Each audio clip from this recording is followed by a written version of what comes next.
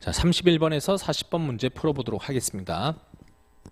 자, 이거는 이제 노동법 1의 마지막 문제들입니다.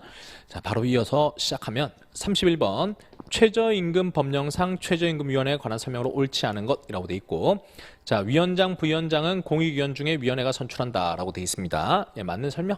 그다음에 위원회 2명의 상임위원 두고 상임위원은 근로자위원, 사용자위원 각 1명을 한다 라고 돼 있는데 상임위원도 공익위원 중에 선출하도록 돼 있죠. 그다음에 위원회 임기는 3년 연임할 수 있고요. 위원회의 회의는 이 법으로 따로 정하는 것 외에는 제적위원 과반수 출석, 출석위원 과반수 찬성. 예, 일반적으로는 이렇게 과반 출석, 과반 찬성입니다. 다음에 임기가 끝났다 하더라도 후임자 임명되지 않았다. 그러면 계속해서 직무 수행. 이것도 맞습니다. 자, 이렇게 해서 옳지 않은 것 2번이 나왔고요. 예, 이거는 뭐 예전에 나왔던 문제 패턴하고 거의 유사합니다. 다음 32번. 옳지 않은 걸 찾아야 되고요. 퇴직급여에 대한 설명이네요. 자, 1번. 사용자는 계속 근로기간이 1년 미만인 근로자에 대해선 퇴직급여 제도를 설정하지 않아도 된다. 예, 퇴직금 자체가 1년 이상 계속 근로했을 때 발생하는 거죠. 1년 미만이면은 법정 퇴직금, 1년이라면 30분 이상의 평균임금 또는 퇴직연금 다 발생하지 않습니다. 2번, 퇴직급여 제도 설정할 때 하나의 사업에서 급여 및 부담금을 정하는 방법에 차등을 둬서는 안 된다라고 되어 있습니다. 여기 지금 하나가 빠졌네요. 자, 이거 퇴직금 차별금지, 퇴직금 차등금지 원칙이 법조문에 나와 있습니다. 네, 그렇기 때문에 이것도 맞는 설명이고요.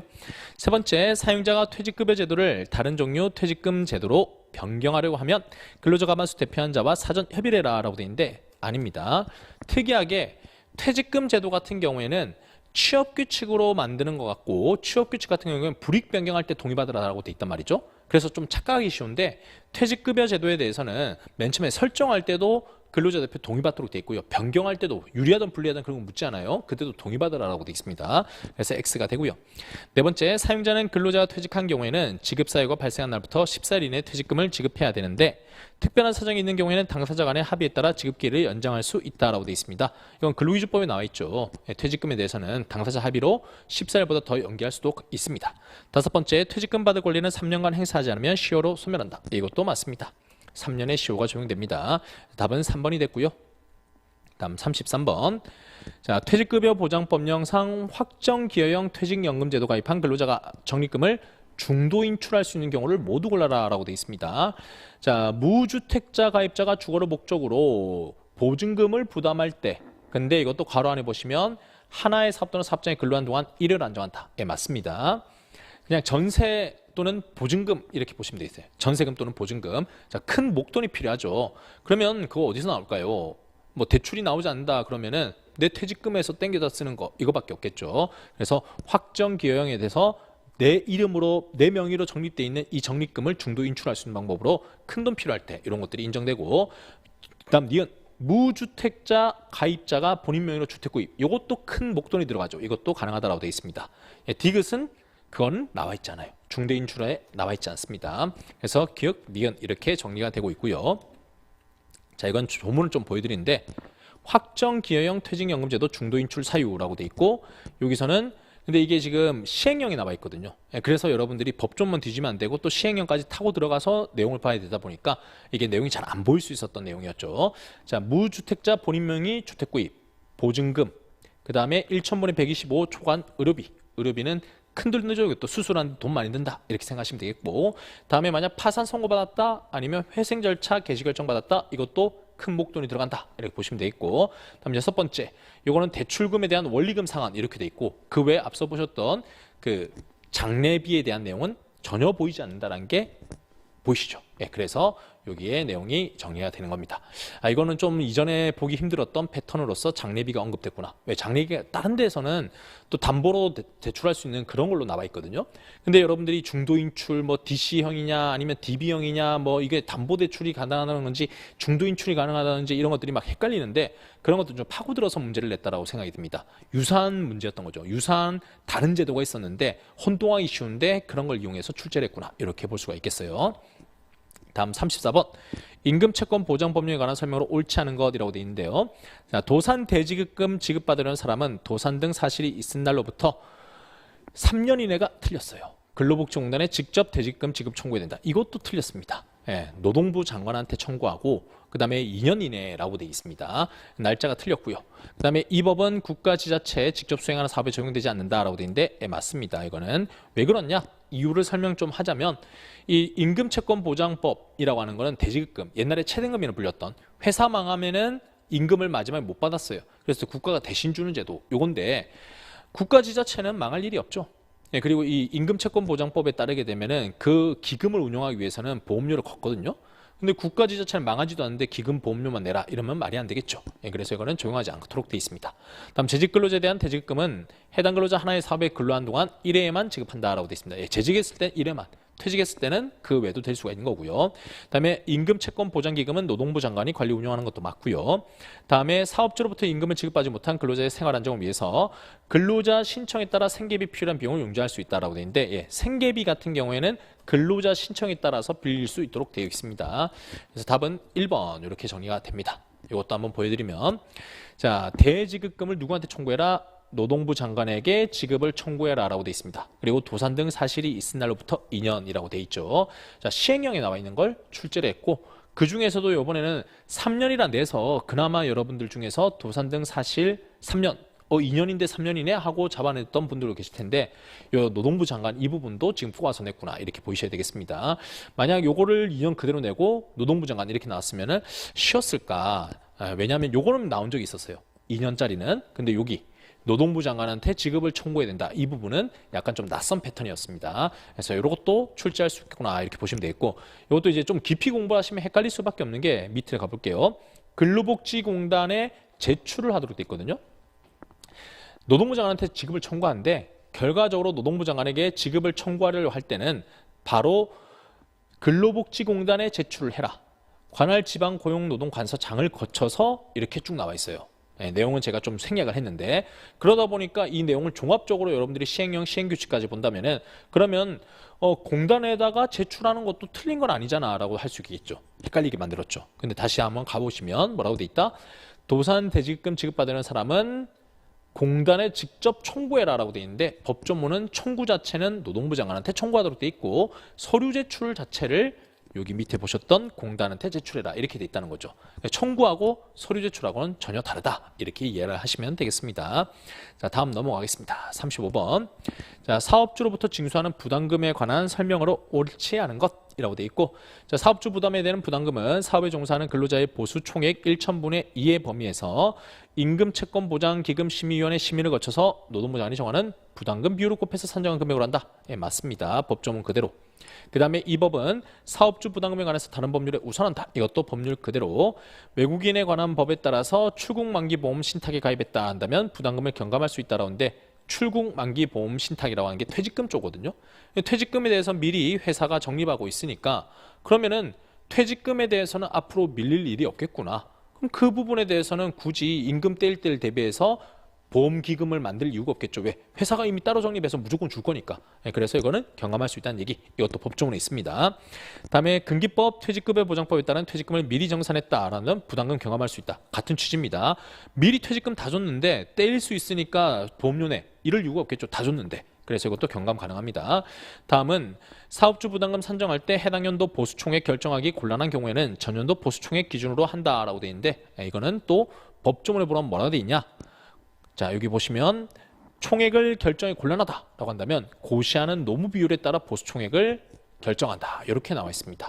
그래서 이것도 세밀한 부분에 대해서 출제를 한 거고 이런 부분에 대해서는 예전까지 있었던 패턴이 아니다 보니까 공부를 못 하셨던 분들은 아무래도 찍을 수밖에 없었던 그런 문제였죠. 자 다음 넘어가겠습니다. 30번 근로복지기본법 옳지 않은 것.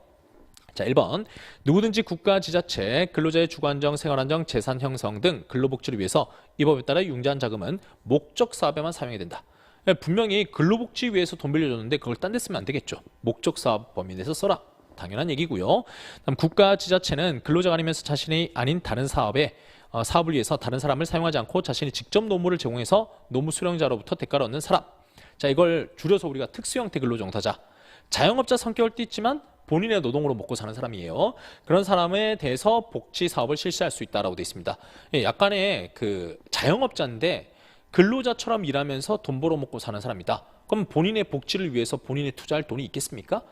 그러니 누가 해야 되겠습니까? 국가 지자체가 할 수밖에 없지 않겠느냐, 이렇게 이해하시면 되겠습니다. 실시할 수 있고요.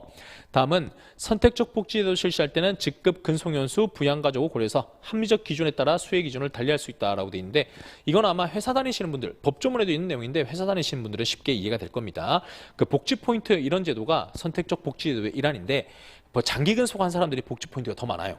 또는 부양가족, 뭐 자녀가 더 많다 그러면 포인트를 더 많이 줍니다. 그런 것 때 다 법조문에 근거를 둔 거다라고 보시면 되겠고, 네 번째, 근로복지시설을 설치 운영하는 자는 근로자의 소득 수준, 가족관계에 고려해서 복지시설 이용자를 제한하거나 이용료 차등해서 받을 수 없대는데 받을 수 있도록 돼 있습니다. 열악한 지위에 있는 근로자들을 더 우선해서 저렴하게 또는 이 사람들만 이용하게 해주겠다, 이런 것들이 가능하다는 거죠. 다음에 우리사주 조합의 규약 제정 변경에 관한 사항은 반드시 우리사주 조합원의 총회 의결을 거쳐야 된다라고 되어 있습니다. 이건 제가 노조법하고 많이 비교를 하는데, 규약 변경 같은 경우에는 노조법에 따르면은 총회에서 안 하고 대의원에 해도 되거든요. 근데 여기서는 무조건 총회를 꼭 하도록 되어 있습니다. 그래서 맞는 표현이었습니다. 그래서 옳지 않은 건 4번 이렇게 정리가 됩니다.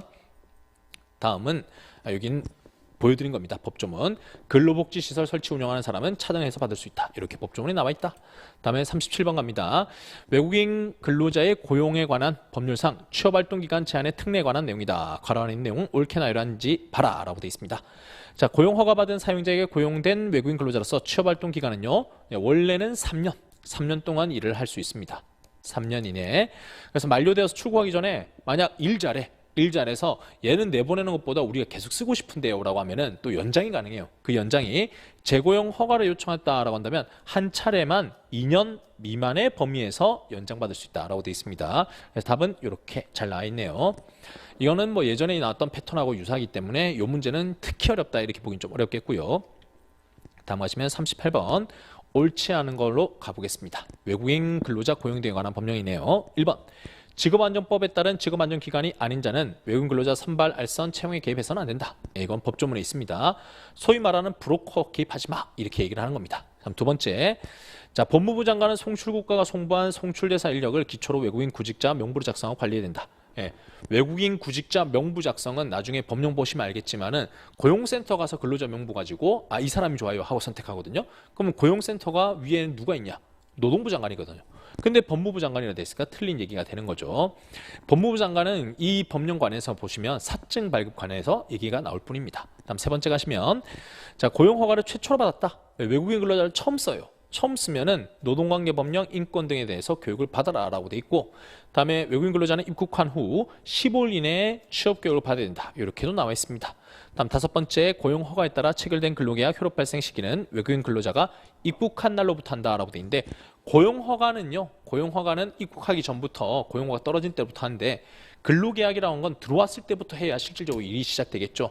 만약 우리나라에 들어온 데까지 시간이 걸리는데 이미 이 사람으로 픽했습니다. 우리나라 들어오세요 하는데 들어오는데 벌써 3달 걸렸다. 그러면 실제 일도 못 해보고 일할 수 있는 3년 중에 3달이 날아가겠죠. 그러면 안 되기 때문에 근로계약 효력 발생 시기는 입국한 날부터 일할 수 있을 때부터 시작한다, 이렇게 법조문이 되어 있습니다. 이것도 맞는 얘기. 그래서 옳지 않은 것은 2번이구나, 이렇게 보셨고, 법조문도 노동부 장관이 명부 작성해라 라고 되어 있다는 점이 나왔습니다.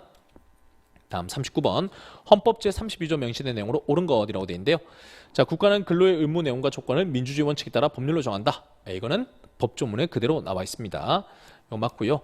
다음에 두 번째, 적정임금 보장은 사용자가 아니라 국가가 해야 될 일이고, 노력은 잘 나왔는데 원래는 이 노력 가지고 패턴을 바꿔서 냈는데 이번에 사용자로 냈고, 사용자가 아니라 국가가 해야 될 일이다. 다음 세 번째, 전몰군경은 법률이 정한 바에 의해서 우선적으로 근로기회를 부여받는다. 이런 내용이 있긴 해요. 우선적 근로기회 부여받고 전몰군경 얘기 있어요. 근데 전몰군경의 뜻이 뭐냐라고 하면은 이미 사망한 사람을 얘기하거든요. 이미 사망을 하셨는데 우선적으로 근로기회를 부여받는다? 어떤 일을 해야 되죠? 돌아가셨는데. 그래서 이거는 이 문장상으로 말이 안 돼요.